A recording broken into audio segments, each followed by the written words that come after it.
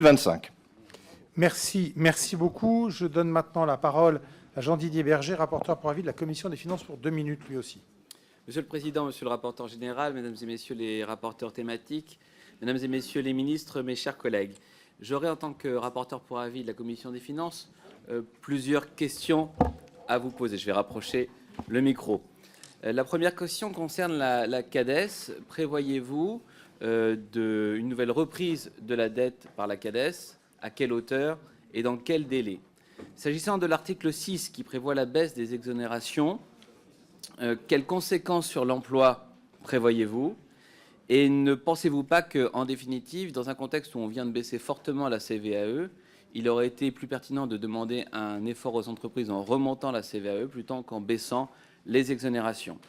S'agissant de la CNRACL, j'aurais un peu la même question que Madame Brousseau. Prévoyez-vous une compensation pour les collectivités locales et à quelle hauteur?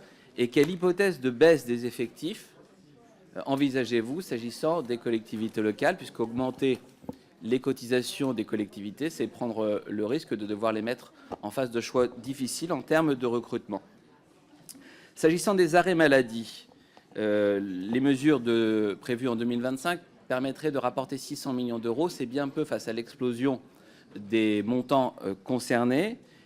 Envisagez-vous d'augmenter le délai de carence et si oui, à quelle hauteur? Envisagez-vous de prévoir un délai de carence progressif pour les cas où on a un nombre d'arrêts maladie qui explose par personne?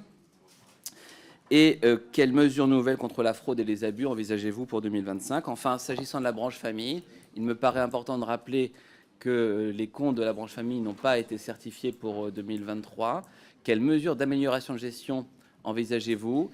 Et quelles mesures comptez-vous envisager pour éviter les 5,5 milliards d'indus et de rappels qu'on n'espère plus récupérer? Je vous remercie par avance pour vos réponses. Merci aux rapporteurs divers d'avoir tenu leur temps de parole. Merci de